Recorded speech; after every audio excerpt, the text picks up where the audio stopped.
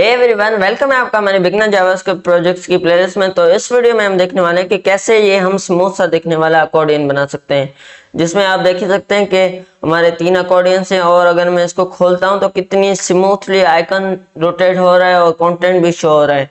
और आपने कई वेबसाइट में ये भी देखा होगा कि अगर हम दूसरे को खोलते हैं तो पहला वाला ऑटोमेटिकली बंद हो जाता है और ये मतलब कोई मैजिक की तरह लगता है कि कैसे ये कोड किया होगा। पर ये बहुत इजी है कोड करना। तो मैं आपको हर पॉसिबिलिटी के साथ बताऊंगा, एक एक चीज का लॉजिक समझाऊंगा कि कैसे हो सकता है। तो बस यार, अगर चैनल पे नए हो ना तो सब्सक्राइब कर देना, क्योंकि हमारा टारगेट 220 सब्सक्राइबर्स का है। और अगर आप लोगों में से बस 10 या 15 लोग भी सब्सक्राइब कर देते हैं ना, तो मुझे थोड़ा मोटिवेशन मिल जाएगा कि वाकई में लोग सपोर्ट कर रहे हैं, तो और ऐसी अमेजिंग वीडियोस बनाओ। तो चलिए स्टार्ट करते हैं। तो हर बार की तरह मैंने HTML और CSS बेसिक लिखी हुई है, जिससे हमारा बेसिक स्ट्रक्चर शो हो जाए। मैं आपको दिखा भी देता हूँ, क्योंकि ये जावास्क्रिप्ट प्रोजेक्ट्स की प्लेलिस्ट है तो हम ज़्यादा लॉजिक जावास्क्रिप्ट पे लिखेंगे कि टाइम जावास्क्रिप्ट पे बताएंगे, इंस्टेड ऑफ मतलब डिजाइनिंग पे टाइम वेस्ट करने की तरह बजाय हम जावास्क्रिप्ट ज़्यादा लिखेंगे। अभी आप देख सकते हैं कि ये हमारा अकॉर्डिंग शो हो रहा है और ये रिस्पॉन्सिव भी है। और ये रिस्पॉन्सिव मैंने कैसे किया है ये मैं आपको बता देता हूँ, ये आपको दिखा देता हूँ, आपको बेसिक चीज़ें बता देता हूँ। रिस्पॉन्सिव जैसे अभी मैंने किया है कि वैसे तो विड्थ 600 पिक्सल हो, वैसे देखो 600 पिक्सल है, सही है। अगर मैं इधर से देखूँ ना तो उसके अंदर जाऊँ और कंटेंट की विड्थ देखो 600 पिक्सल है, सही है। अभी मैंने किया है कि मैक्सिमम विड्थ पर है ना 100% ही होनी चाहिए, भले जितनी भी छोटी स्क्रीन हो जाए उसकी मैक्सिमम विड्थ उसको मैंने बता दिया है कि 100% होनी चाहिए। और इधर मैं आपको ये भी बता देता हूँ कि मैंने आंसर को कैसे मतलब शो नहीं किया, आंसर कैसे हाइड हो गया है। आंसर को मैंने किया है कि मैक्सिमम हाइट उसकी 0 हो जाए, तो मैंने मैक्सिमम हाइट 0 किया तो उसकी हाइट तो 0 हो गई पर वो ओवरफ्लो हो रहा था, तो ये बहुत गंदा लग रहा है। तो मैंने किया कि ओवरफ्लो हिडन हो जाए। तो अभी आप देख सकते हैं कितना क्लीन लग रहा है। अभी हम जावास्क्रिप्ट की फाइल बना लेते हैं ताकि हम लॉजिक लिख पाएँ और इसको कनेक्ट भी कर देते हैं। पहले तो हम सारे अकॉर्डियंस को जावास्क्रिप्ट में लेके आएंगे, थोड़ा जूम कर देता हूँ, हाँ इतना सही है। Accordions document dot query select all का यूज करेंगे, डॉट अकॉर्डियन, यही स्पेलिंग है ना, हाँ स्पेलिंग तो यही है।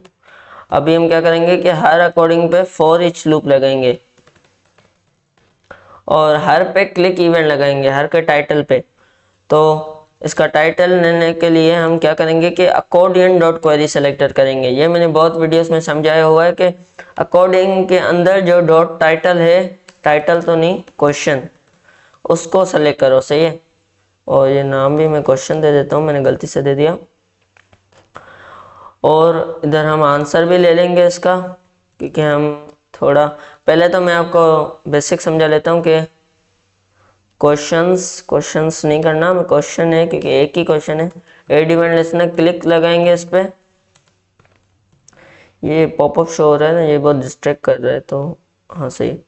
अभी हम क्या करेंगे कि अकॉर्डियन पे डॉट टॉगल करेंगे एक्टिव। अभी टॉगल आपने नहीं पढ़ा तो मैं आपको बता देता हूँ कि टॉगल का क्या मतलब होता है कि अगर एक्टिव क्लास होगी तो उसको रिमूव करेगा, नहीं होगी तो उसको ऐड करेगा। टॉगल का मतलब यही होता है। और एक्टिव क्लास को हम CSS से अभी मॉडिफाई करेंगे, ठीक है, मैसेज आ गया। CSS से मॉडिफाई करेंगे कि ना जब भी FAQ के अकॉर्डिंग के अंदर डॉट एक्टिव क्लास हो, उसके आंसर की मैक्स विड्थ हो जाए, मैक्स हाइट हो जाए फिट कंटेंट, मतलब जितना कंटेंट हो उतनी हाइट हो जाए उसकी, सही है। और हम करेंगे कि ओवरफ्लो तो अभी हमें नहीं करना, पर अभी हम इतना देख लेते हैं। इसको मैं थोड़ा जूम करके इसको साइड में कर देता हूँ, हाँ इससे सही है। अभी अगर हम देखें ना तो हमारा क्यों नहीं हो रहा, एरर तो नहीं आया, एरर एक आया है, देख लेते हैं क्या है। Can not read properties of null, okay null का प्रॉपर्टीज क्यों, डॉट क्वेश्चन ही है ना क्लास, हमने तो डॉट क्वेश्चन ही, ओके इधर भी हमने गलती से क्वेश्चंस लिख लिया था, प्रॉब्लम कोई नहीं है। इसको मैं ऐसे कर देता हूँ ताकि ये थोड़ा छोटा हो जाए, हाँ इतना परफेक्ट है। अभी हमने क्वेश्चन सेलेक्ट कर लिया, तो अभी आप देख सकते हैं शो तो हो रहा है पर आइकन भी हमारा रोटेट नहीं हो रहा है, एक तो उसको भी कर देते हैं। और इसमें मार्जिन टॉप भी 10 पिक्सल दे देते हैं ताकि जब ओपन हो ना तब उसमें मार्जिन टॉप, हाँ सही परफेक्ट। और हम एक्टिव में डॉट आइकन को भी ले देते हैं। डॉट आइकन मैंने फॉन्टोसम वगैरह कोई यूज़ किया है, उसको आप भी यूज़ कर सकते हैं। हाँ फॉन्टोसम यूज़ किया है। तो मैं क्या करूँगा कि ट्रांसफॉर्म रोटेट 180 डिग्री, सही है। अभी अगर हम देखें तो हमारा आइकन तो रोटेट हो रहा है परफेक्टली, अच्छा भी लग रहा है पर स्मूथ नहीं हो रहा क्योंकि ये डायरेक्ट पॉपअप हो रहा है तो ये अच्छा नहीं लग रहा। स्मूथ करने के लिए हमें प्रॉपर्टी यूज़ करनी होगी ट्रांजिशन की, एक तो आइकन पे और एक आंसर पे। आइकन पे तो हमारी काम कट जाएगी, मैं आपको दिखाता हूँ। ट्रांजिशन करते हैं तो आइकन पे करेंगे ट्रांसफॉर्म वाली प्रॉपर्टी पे 0.3 सेकेंड, 3 सेकेंड तक, सही। ये क्या हो गया, आइकन क्यों हमारा रिमूव हो गया। ट्रांजिशन सही तो किया है हमने, कुछ गलत कर दिया क्या। सही किया है पर ये रिमूव क्यों हो रहा है। हाँ सही हो गया, वो तो कोई लोड नहीं हुआ होगा ना इसलिए। अभी आप देख सकते हैं हमारी आइकन में भी आ गई है। अभी हम इसी को अपने आंसर में भी लगा के देखते हैं। आंसर में पर हमारी प्रॉपर्टी है ऑल करेंगे क्योंकि मार्जिन टॉप में भी करनी है और मैक्सिमम हाइट में भी। अभी अगर मैं आपको दिखाऊं तो इसमें एक चीज़ नोटिस करें ना कि मार्जिन टॉप में तो मतलब ट्रांजिशन लग रही है, देखो ये एक झटका है ना मार्जिन टॉप में। आइकन भी मतलब स्मूथली रोटेट हो रहा है, मार्जिन टॉप भी स्मूथली हो रही है, पर जो ये खुल रहा है ना मैक्सिमम हाइट वो मतलब डायरेक्ट से हो रही है। वो क्यों हो रही है मैं आपको वो भी रीज़न बता देता हूँ। क्योंकि अगर हम आइकन में देखें ना तो हमने उसको एक नंबर प्रोवाइड किया है कि 180 डिग्री होना है। जब उसके पास नंबर होता है ना कोई स्पेसिफिक तो ये उसको मतलब स्मूथ बनाता है। और मार्जिन टॉप में भी हमने लिखा हुआ है कि 10 पिक्सल से तुम्हें मार्जिन टॉप में जाना है। पर अगर हम मैक्सिमम हाइट में देखें ना तो हमने कोई हाइट नहीं प्रोवाइड की हुई कि नंबर नहीं कोई प्रोवाइड किया हुआ कि कितनी प्रोवाइड करनी है। उसको पता ही नहीं है कि फिट कंटेंट की मतलब टोटल हाइट कितनी है, तो इसलिए वो स्मूथ नहीं कर पा रहा। अभी अगर हम करते हैं ना, इधर मैं आपको 200 पिक्सल करके दिखाता हूँ। अभी देखो स्मूथली हो रहा है, पर कई का बार आपको पता ही होगा जैसे अभी मेरा कंटेंट 200 पिक्सल से ज़्यादा है।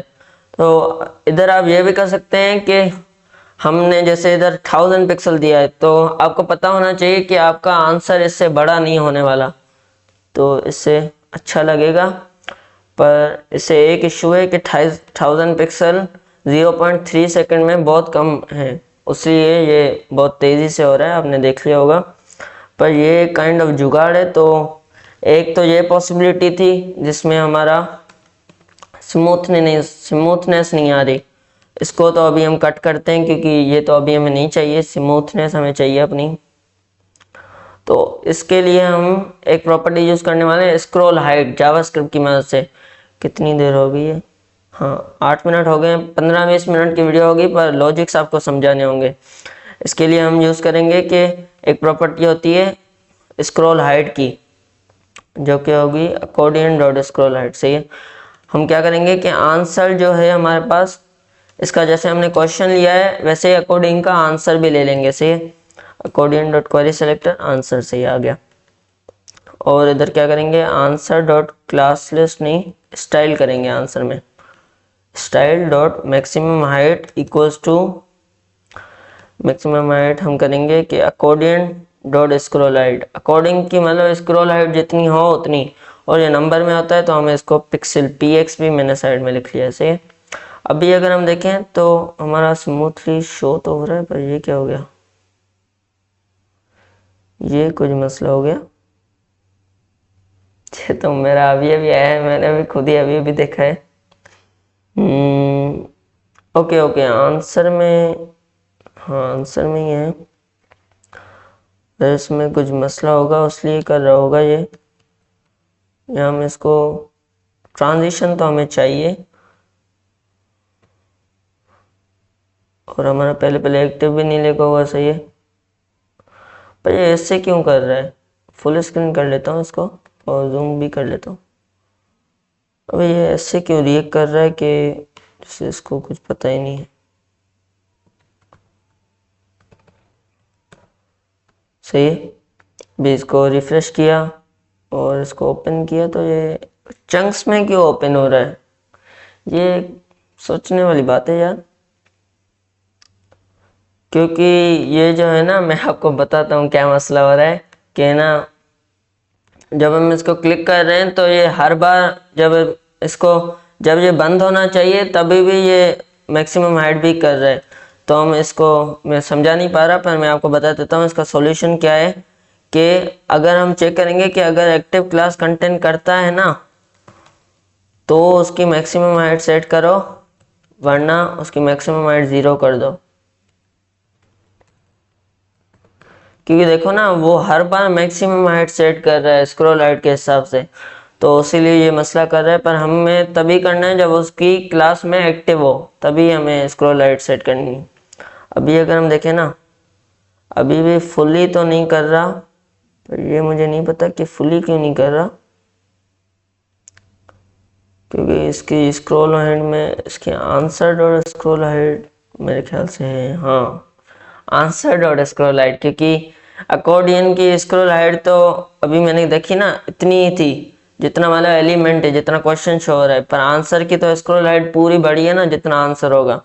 ये मेरे दिमाग में थोड़ा मुंझ गया था और इसलिए हो रहा था, वरना तो ये आंसर डॉट स्क्रॉल हाइट।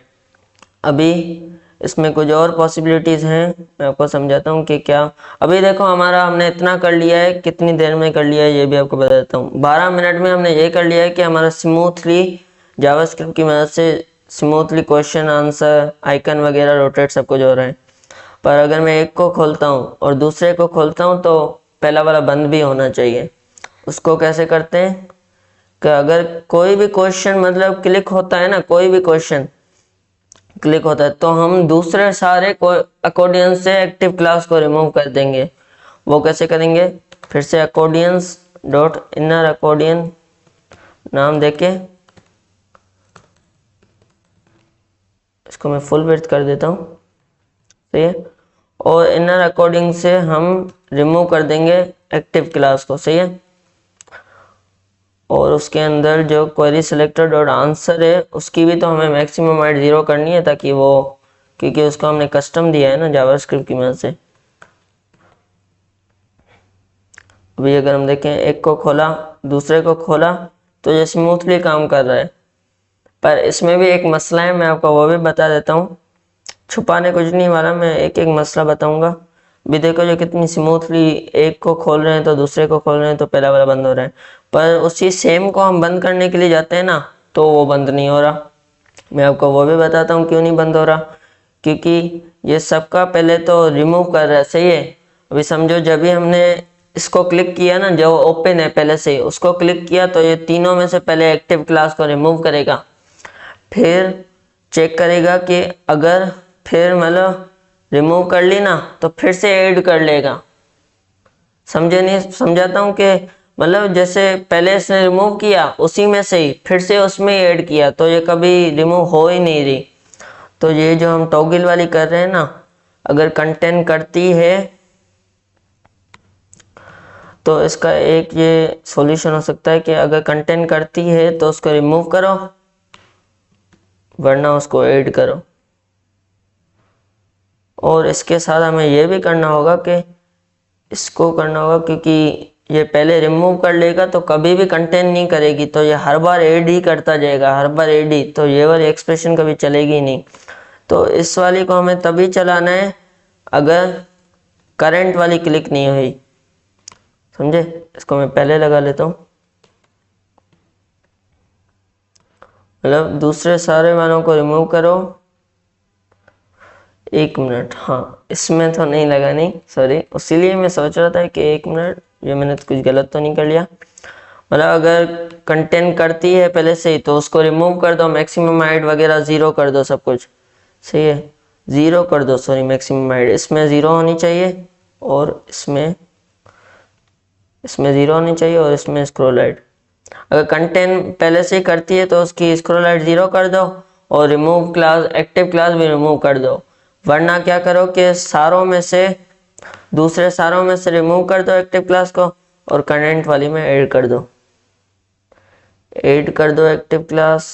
और ये मैंने कुछ गलत तो नहीं कर लिया, मुझे लग रहा है, देख लेते हैं, कोई मसला नहीं। हाँ अभी देखो ना, ये एक मैंने गलत की है चीज़ कि इनर अकॉर्डिंग क्यों मैंने यूज़ किया है, ये इधर होना चाहिए, ये इधर होना चाहिए। आई नो थोड़ा कंफ्यूजिंग लग रहा होगा, पर इतना कंफ्यूजिंग नहीं है जितना लग रहा है। अभी देखो परफेक्टली काम कर रहा है।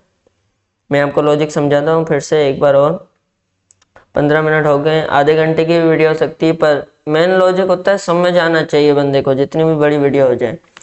अभी देखो, अगर कंटेंट करते हैं, हमने किसी भी क्वेश्चन को क्लिक किया, सही है, जैसे इसको क्लिक किया, इसको फिर से अगर हम क्लिक करते हैं तो ये क्या लॉजिक चेक करेगा कि अगर एक्टिव क्लास कंटेंट करती है, हाँ कंटेंट करती है क्योंकि हमने सेम ही को किया है, तो उससे क्या करेगा, बेसिकली रिमूव कर देगा एक्टिव क्लास को, उसके आंसर देख सकते हैं, आंसर की मैक्सिमम हाइट 0 कर देगा।